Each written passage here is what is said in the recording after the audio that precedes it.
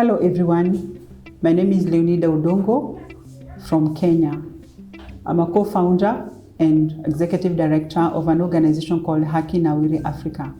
Our focus is climate justice, food justice, gender justice, as well as youth engagement.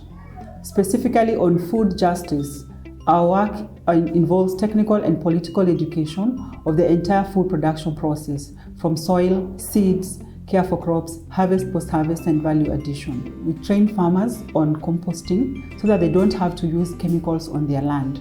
This makes it very cheap for them because it's a sustainable process, so they don't have to spend money.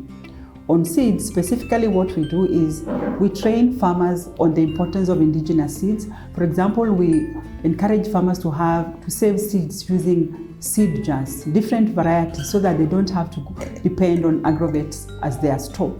And why is indigenous seeds important? It's because it's resilient when it comes to issues of climate change, as opposed to seeds that they get from the agrovets, which do not thrive well, especially during when there's no adequate rain. On gender justice, our work involves empowering grassroots women, especially in the rural areas, about their land rights, as well as issues around gender-based violence. We all know that the bulk of food producers in Africa, and Kenya included, are found in rural areas. And sadly, they lack information, they lack spaces for participation, and that's why, as an organization, we involve in gender justice issues.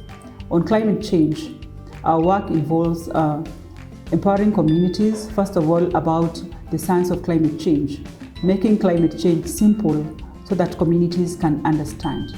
And at the same time, we also organize climate justice dialogues within communities and amplify grassroots voices of frontline communities adversely affected by climate change but cannot cushion themselves from these negative impacts.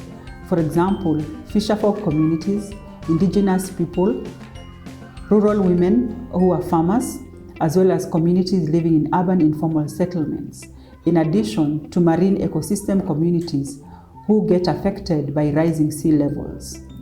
For university students, what we do with young people, which involves in-school and out-of-school youth, we organize training sessions on paralegalism because, one, young people are very vulnerable when it comes to rights abuses. Additionally, they always get arrested, sometimes for no reason at all, and that's why we empower them on human rights to be able to demand and defend their rights. We also train them on paralegalism so that they can understand the law, so that in case they get into contact with the law, they can actually self-represent themselves, because you find that access to justice is a mirage, especially if you're poor.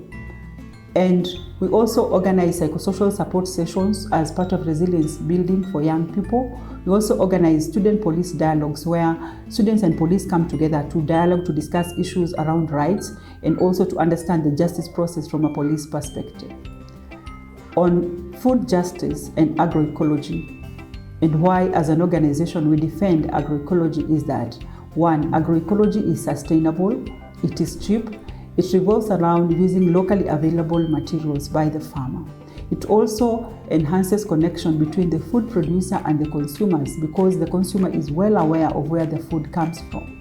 Agroecology is also important because it is a science, it is a movement, it is also an initiative that brings people together and promotes intergenerational learning, especially among the elderly and young people, where knowledge is transferred from one generation to another.